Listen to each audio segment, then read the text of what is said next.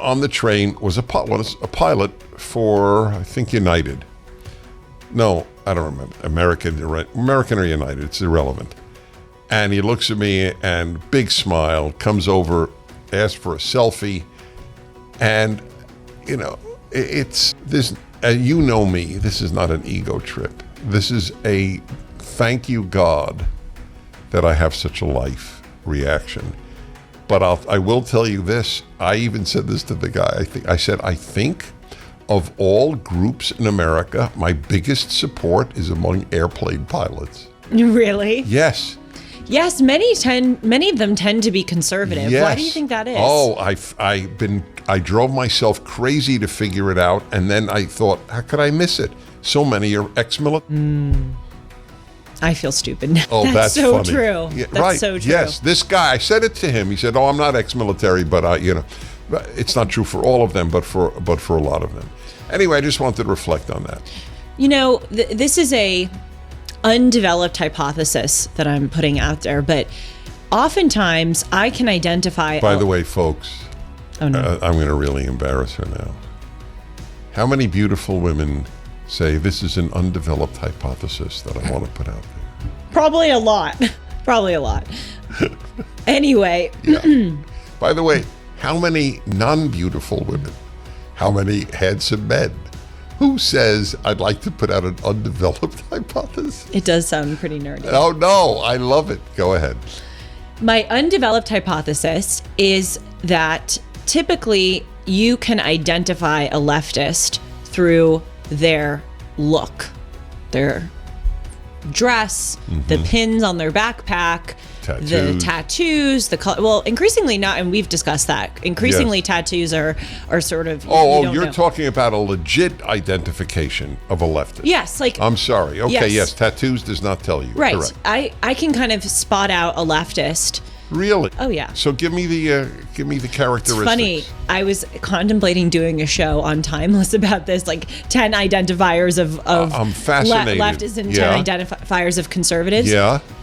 Are you asking how I would be able to identify a leftist? Yeah, give me some of the characteristics. I mean, and this is, of course, not everyone, blah, blah, blah. As you say, we have to put in so many, qualifiers. It's absurd. But typically, if you have a dyed hair, you're probably not conservative. If you look if you look out of the norm of traditional which dress, was once true for tattoos, but now it is conventional. Yeah. And I'm not necessarily lamenting this. It's just an observation about reality. So yes, colored chipped hair. nails, colored hair. What does that mean, chipped nails? It's like a cool. Well, I say like you would know. You don't know. I haven't a clue. It's cool for women to kind of look a little like you don't care about your appearance. So if you have chipped nail polish, that is sometimes seen as cool. That's fascinating. Oftentimes, people on the left wear, as I say, literally wear the uniform of their political identity, whether it's a end the patriarchy shirt or a P word grabs back pin on their canvas environmentally friendly bag. Oftentimes lefties will wear Birkenstocks, they'll have nose rings. You can just kind of tell. And again, it's not necessarily, it's not an insult. It's just true. So anyway, what I was saying is that my undeveloped hypothesis is that it is in general, you can identify leftists through their appearance, and I think you can identify a conservative through their life experience.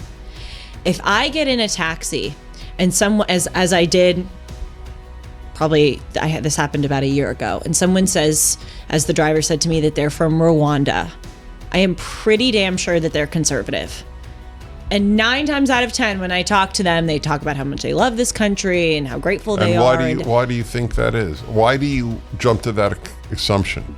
Assumption based on their life experience? Because they've seen real evil and they've encountered real hardship. That's what you didn't explain. Okay, yeah. Well, thank you. Yes, it's that they don't live in this world where the most egregious thing is that someone politically disagrees with them. I would love to know how Black Africans vote.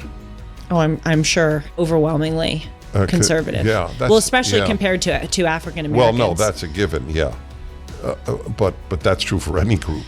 But I have a great story for you. But go on. No, please. Go ahead. All right. ahead. So this was at JFK 10 years ago, John F. Kennedy Airport in New York.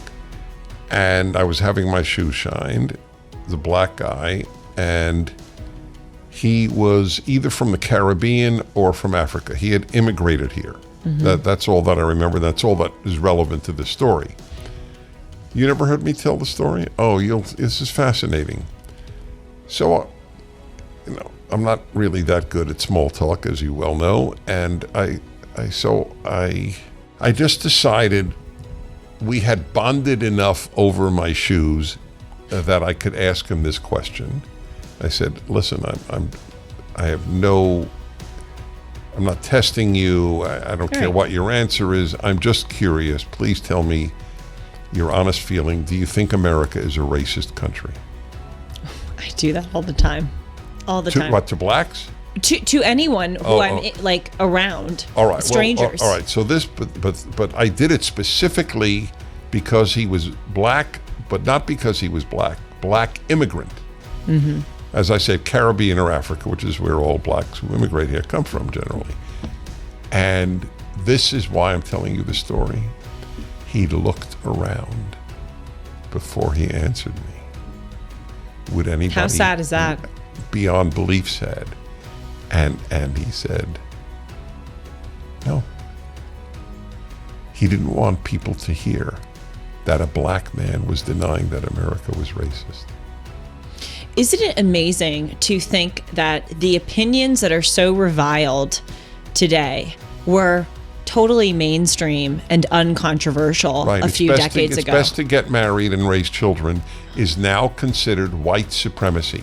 And I have proof. The woman, I forgot her name, she's a professor of law at the University of Pennsylvania Law School, an Ivy League law school, wrote a piece in the Philadelphia Inquirer with another law professor from, I think, UC San Diego, saying, it's pretty basic what you need to succeed in America. Good middle-class bourgeois values. Namely, graduate high school, get married before you have children, and get a job. Mm-hmm. Or get a job and get married, whatever the order. 150 law professors wanted her dismissed from teaching her class at the University of Pennsylvania. I'm only verifying your point. Unbelievable. What is wrong about get married before you have children? That is now considered white supremacy. Saying that you love America and you're grateful for America is now considered to be white supremacy. Putting out the flag. Yes, even saying that a minor should not be allowed to make a decision to cut off her breasts is now considered a bigoted, controversial position. That it's amazing. I often point out to leftists or Democrats who are challenging me, my opinions that are so awful for me to have, were the mainstream adopted opinions that your favorite candidates, Hillary Clinton, Joe Biden, Barack Obama, accepted 15 to 20 years ago, perhaps even sooner, such as gay marriage. That's something that we have a bit of amnesia about. They opposed gay marriage until like 2015. Good, you opened up an interesting little story for me to tell you. So I have mentioned on many occasions in public that my wife and I are the godparents of a gay couple's children. Mm-hmm. Their two sons. We're very close to this couple.